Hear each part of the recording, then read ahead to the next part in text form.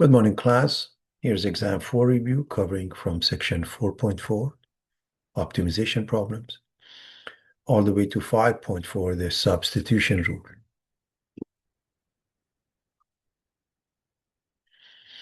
We have basic integrations, the constant, the power rule, constant multiple, sum and difference, exponentials, trigonometric functions, and we are adding FTC, fundamental theorem of calculus. We are mostly interested in the definite integral of a to b f of x dx is capital F of b minus f of a. And now substitution. The integral of f of g of x g prime of x dx is the integral of f of u du. You let u represent g of x, and du is g prime of x dx. We're going to get the optimization examples, and I'm going to do one of them. First, I want to remind you that whether we do the first or second derivative test, if we have only one extremum and we have an open interval, local becomes absolute. So that's the absolute extremum. A local extremum is an absolute one if it's the one and only one extremum and in an open interval. Find two numbers whose sum is 54 and whose product is a maximum. First, you have to define your variables. What are the numbers? How about x and y? We want to maximize their product, p equals xy, and the sum is supposed to be 54. So x plus y equals 54 is the constraint subject to. If 5400 pi inch squared of metal is used to construct a cylindrical storage drum, what is the maximum possible volume? Here's the shape.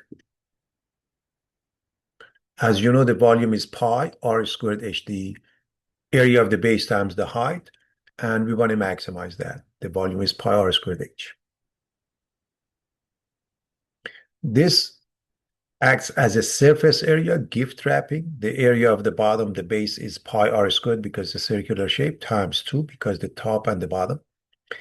And the lateral surface, if you cut this open, becomes a rectangular shape where the one side is the height h and the other side is the circumference of the base. So 2 pi r h, and we add them up. So subject to surface area equals 2 pi r squared plus 2 pi r h equals this number 5400 pi h squared. So those are some examples, and this is the one we actually are going to do. A farmer has 2400 feet of fencing and wants to fence off a rectangular field that borders a straight river.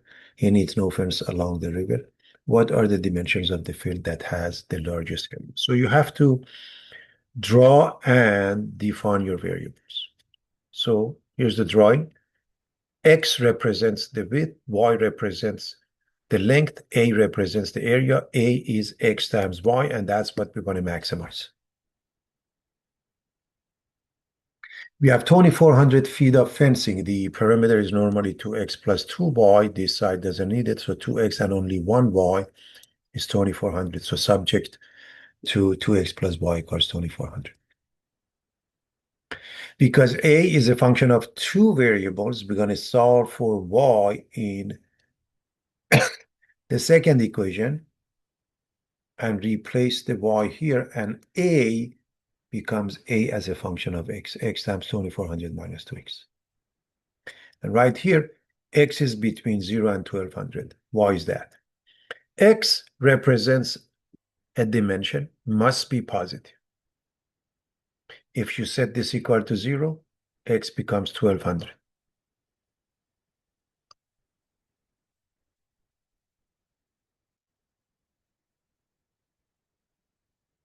So if it's 1200, the area becomes 0. If it's larger than 1200, this becomes negative, the area becomes negative, so you can't have it. So you have the open interval of 0 to 1200.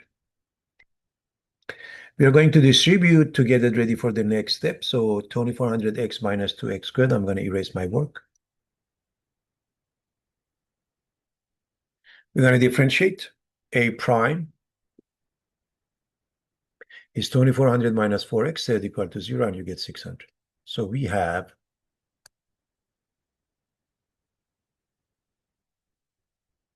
the open interval of 0 to 1200 with only one critical point, local, becomes absolute.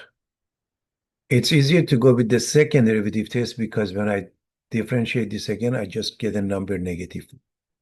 We're supposed to evaluate this at x equals 600, but it is independent of x. It's always negative, which means concave down, which means maximum because it looks like that. So maximum occurs when x is 600. You put it in here and you find y. And their product is the maximum area of 720,000 square feet. So that's how we solve an optimization problem. Number one, we come up with the objective function. What is it that we want to maximize or minimize? Number two, the restriction, okay? And then we move on from there.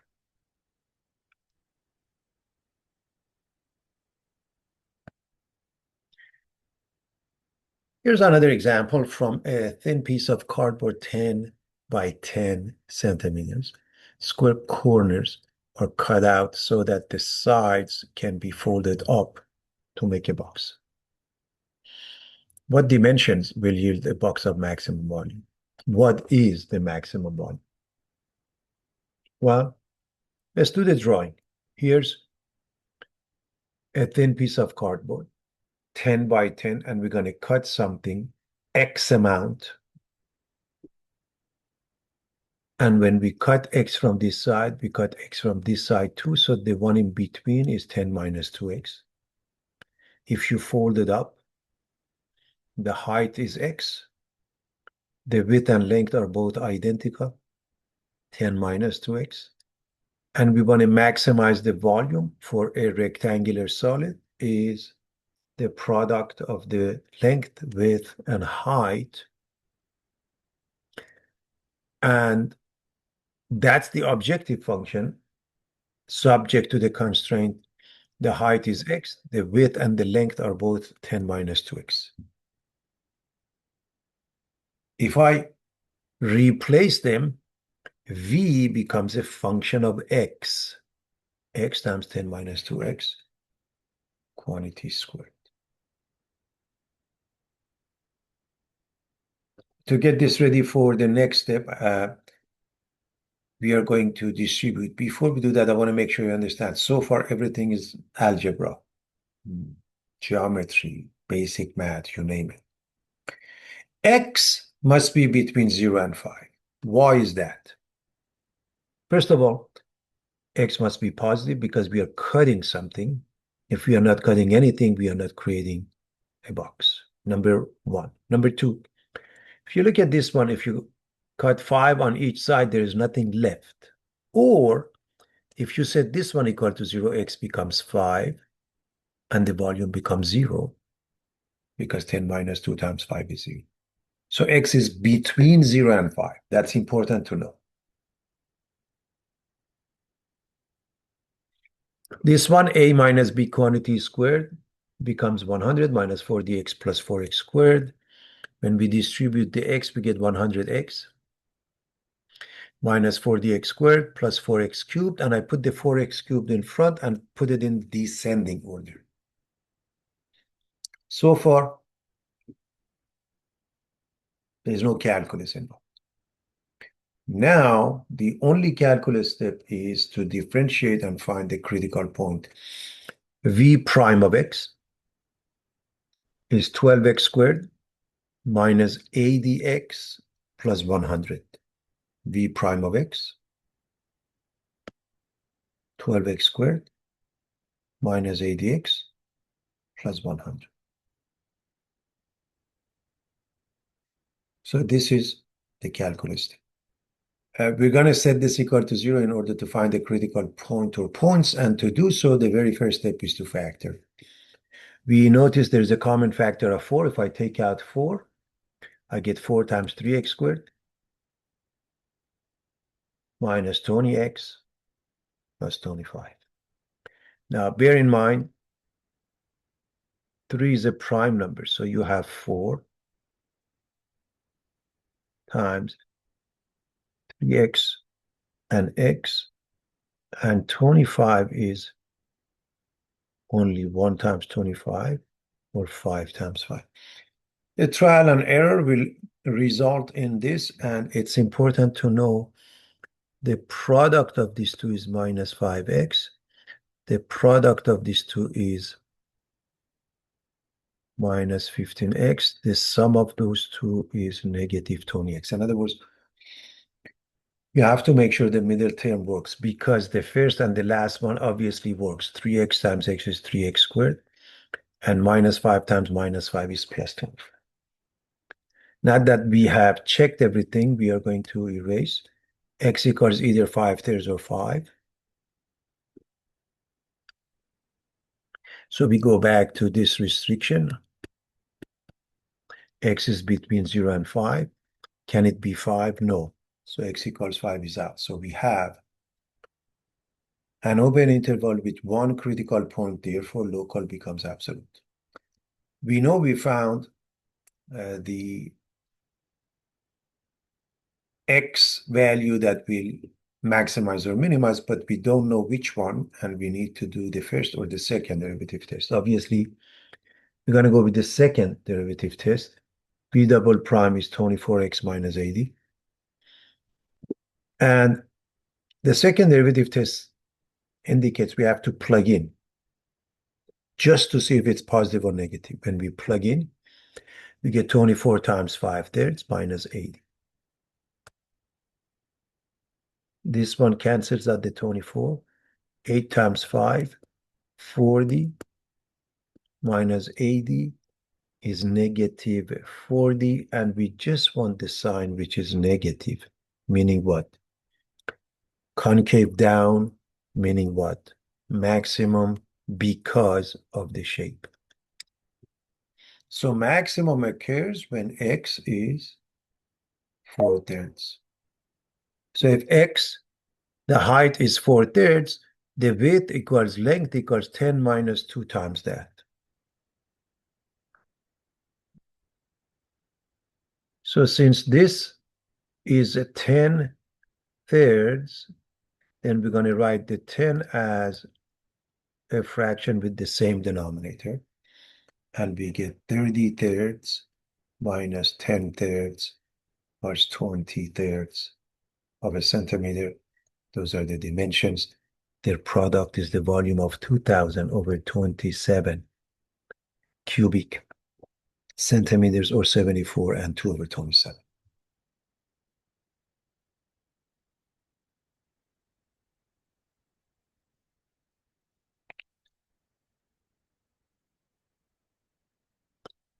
Find all function g such that g prime equals 4 sine x plus 2x to the power of 5 minus square root of x over x. Well, the methodology for anti-differentiation, sometimes you will need to simplify first, factor, cancel, remove, radical notation, etc. Sometimes you will need to integrate using substitution. In this case, we make up two fractions, everybody. Meaning 4 sine x remains. This one and this one give us two fractions. 2x to the power of 5 over x is 2x to the power of 4. We're going to change the square root of x to x to the power of 1/2. This has exponent 1. 1/2 minus 1 is negative 1/2. So we end up with 4 sine x plus 2x to the power of 4 minus x to the power of negative 1/2. And now we are ready to integrate.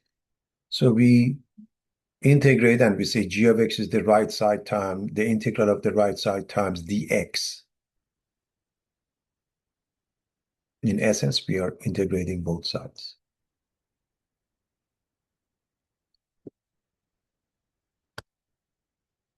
For sine x, the derivative is cosine, the integral is negative, so negative 4 cosine x, 2 over, add 1 to 4 becomes 5, 2 over 5x to the power of 5. Same thing here, minus 1 over negative 1/2 plus 1x to the power of negative 1/2 plus 1 and a constant.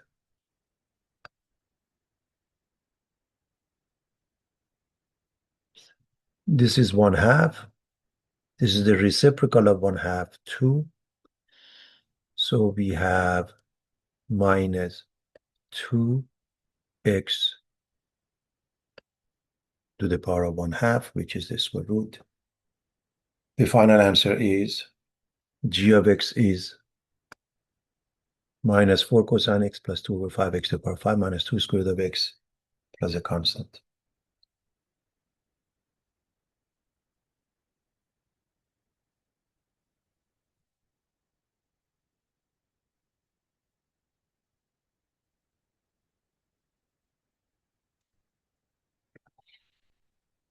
We want to integrate, which means we are going to integrate term by term. So the first one, 4 becomes 5, and 2 over 5 x to the power of 5. The next, 3 over 4 x to the power of 4. Minus 7/3 x cubed. Now notice the exponent is 1. So 1/2 x squared minus 5x and a constant.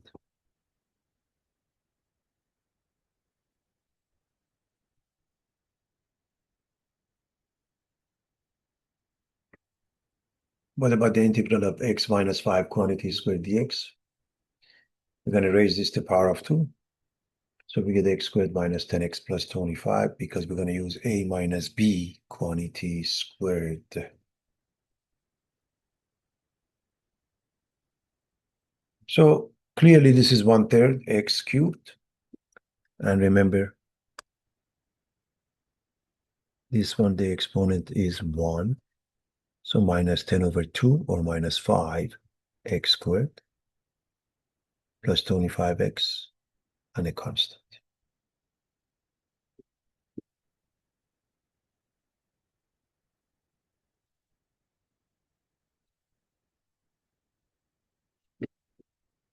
Exponential functions, when we differentiate, we multiply by 4. When we integrate, we divide by it. So the integral of e to the power of kx dx is itself, but divided by k. So the answer is itself divided by 4 and a constant.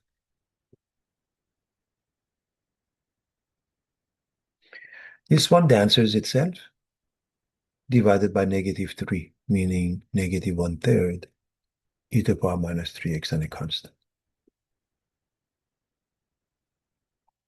Same thing here, but we are going to rewrite this so it becomes clear. The coefficient of x is 1/2.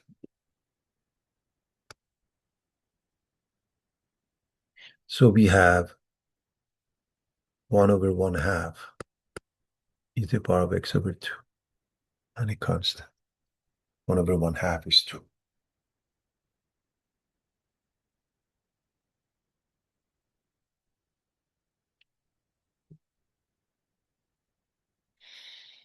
What about 2 over x? It's 2 times 1 over x.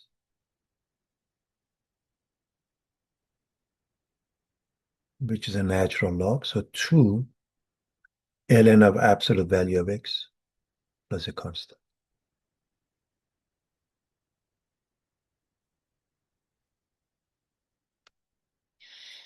What about this one? Again, we are going to rewrite this as 1/2 times 1 over x. So this gives us the same result. 1/2 natural log of absolute value of x plus a constant.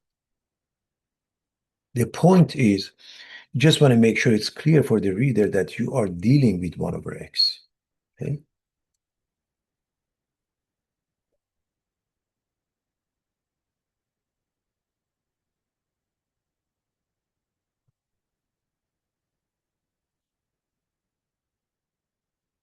The definite integral of a to b f of x dx is capital F of b minus capital F of a. So we get one of those antiderivatives, 1 over 8 x to the power of 8, and evaluate it from 0 to 1. That means plug in 1 minus plug in 0.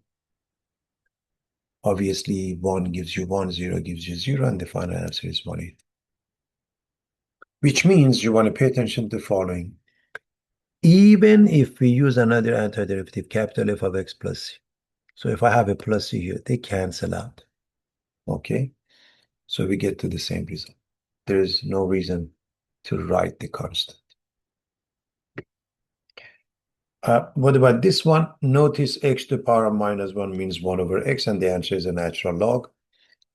And we are going to plug in 2 and 1. Now, because the limits 1 and 2 are both positive, we can drop the absolute value sign. This is 0, and the exact answer is ln 2.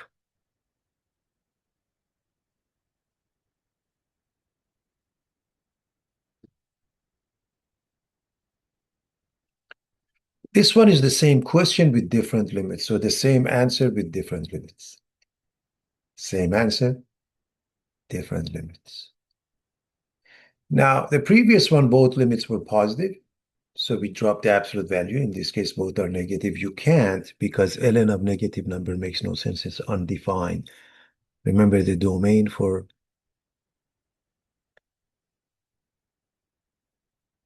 ln x is 0 to infinity. Okay? And so this is ln 1 and therefore 0 minus ln 2, and that's the final answer.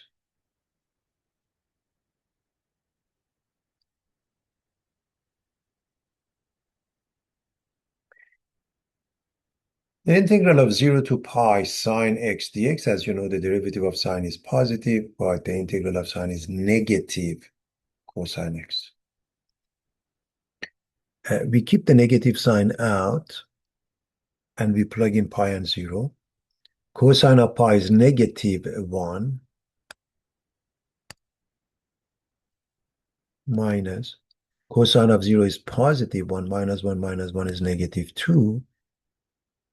Negative outside makes it positive 2.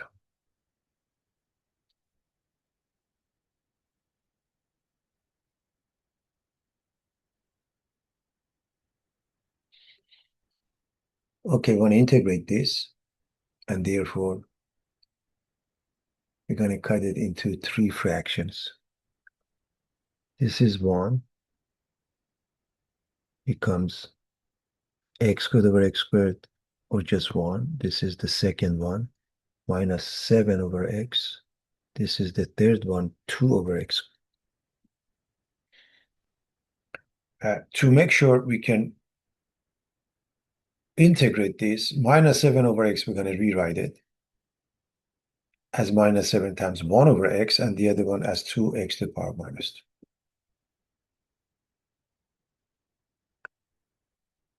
The x means 1 gives us x.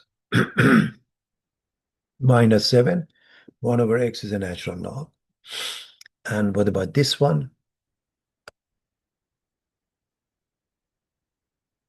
2 over negative 2 plus 1. We've seen this many times before, which results in negative 2 over x plus a constant.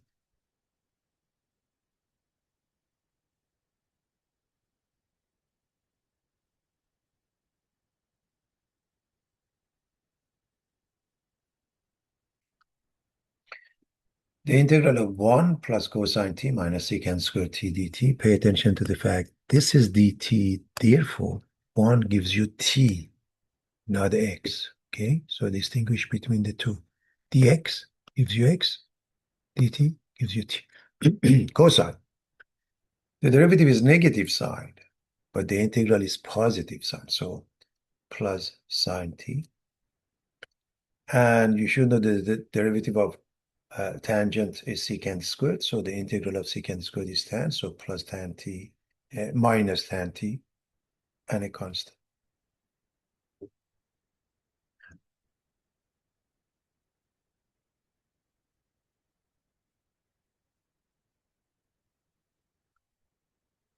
Cube root of x minus sine x dx, we are going to change the cube root to x to the power of 1/3.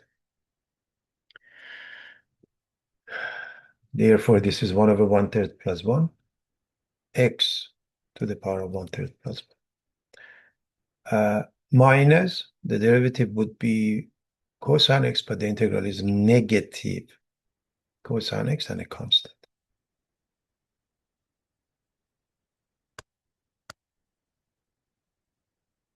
One third plus one is four thirds. The reciprocal is 3/4. 3/4 x to the power of four thirds. We can rewrite it as 3/4 cube root of x to the power of 4 plus cosine x and a constant.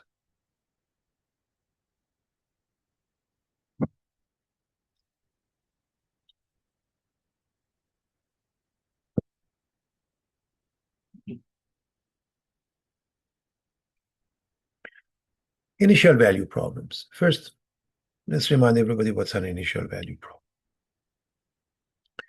Any equation containing a derivative is called a differential equation.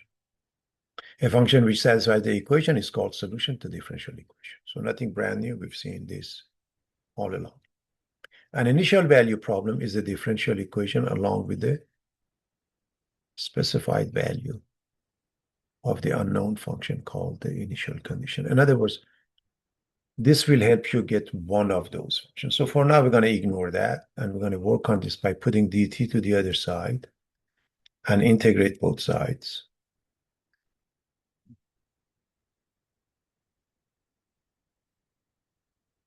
So this is v of t. This one, any exponential is itself. This one itself times -1 or divided by -1 makes no difference. It's negative, and this is positive and a constant. So this is a general solution.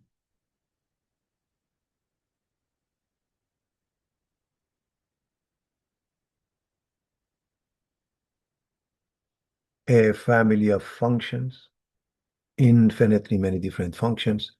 And if we didn't have this, we would be done. But we do have that, which will help us find C and one of those functions. So let's plug in. Minus e to the power of 0 plus e to the power of 0 plus equals 3. I hope you know that e to the power of 0 is 1. E to the power of 0 is 1. This makes it negative. So minus 1 and 1, they cancel each other. C becomes 3. And if we replace it, we get v of t equals minus e to the power minus t plus e to the power of t plus c. And this is one of those functions. It's a particular solution.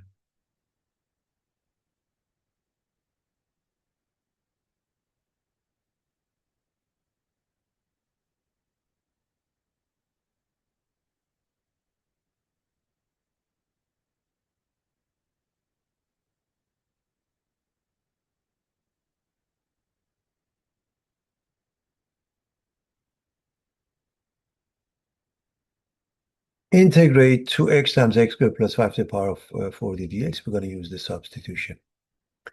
The integral of f of g of x, g prime of x dx, is the same as integral of f of u du. In other words, the u substitution. Look for a function u equals g of x anywhere in the integrand and its derivative du or g prime multiplied by dx.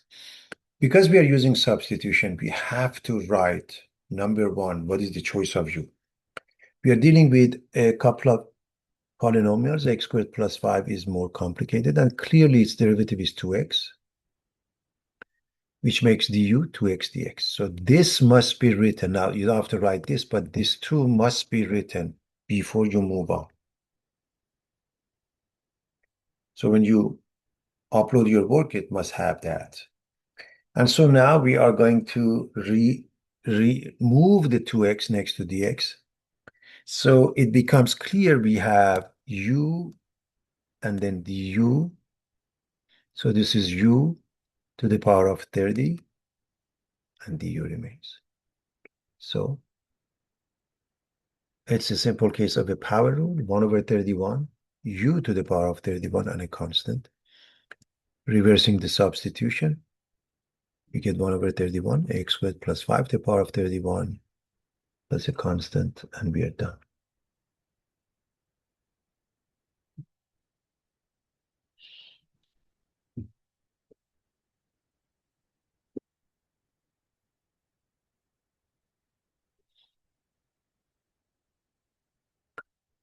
We want to integrate these two, and on purpose, I put them next to each other so you can compare and contrast. Both are fractional format, more specifically rational expressions for x plus 1 over 2x squared plus x minus 3, for x minus 4 over 2x squared plus x minus 3. Both of them are rational expressions.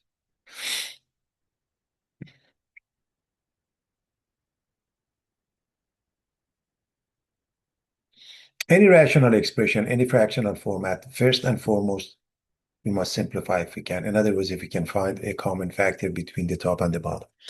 So these two denominators, as you can see, they are the same. And number 2 is a prime number. So you have 2x and x. Number -3 is just 1 and 3, one of them negative. So you can do the trial and error. Okay. Notice this is 3x. This is minus 2x. They must add up to plus x. They do. That's a simple case of a factoring.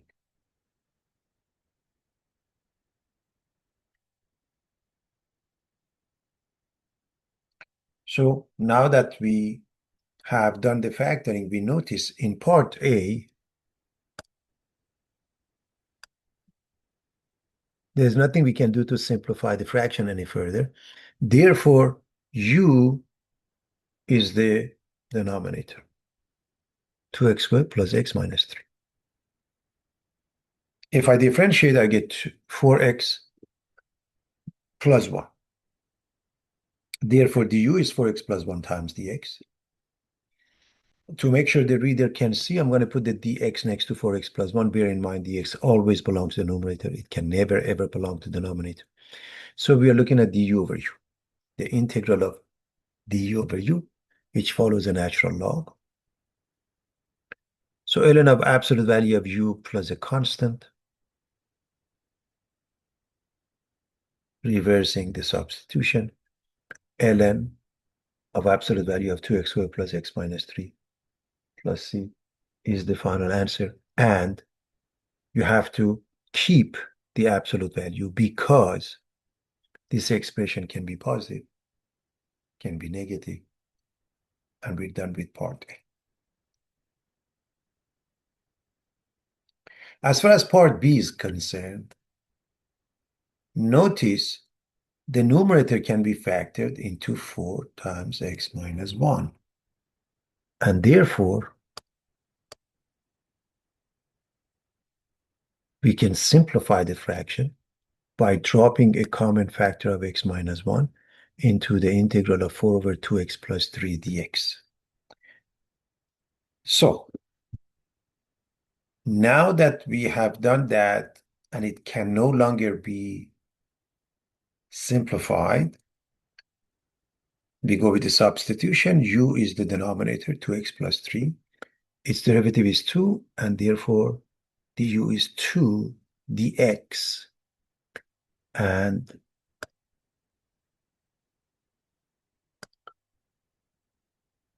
the numerator is 4 dx. So it's easy. It's 2 times 2 dx. So I'm going to keep everything intact. The top 4 dx is 2 times 2 dx. So I'm going to separate it in a manner so it becomes clear that the numerator is what I'm looking for. So this is, again, a simple case of du over u. The 2 remains, so you get the natural log. Reverse substitution. We get 2 ln of absolute value of 2x plus 3 plus a constant. Again, we have to keep the absolute value sign because 2x plus 3 is an expression that can be positive, can be negative. So you keep it. Now, what if we have the reciprocal of them? If you have a reciprocal of this, because the degree of the numerator is larger, you have to do long division. This one, if I write the reciprocal, and I've done the factoring here, so I have the reciprocal of that, I have the reciprocal of that. I'm not going to go through the process. I hope everybody is following. And now,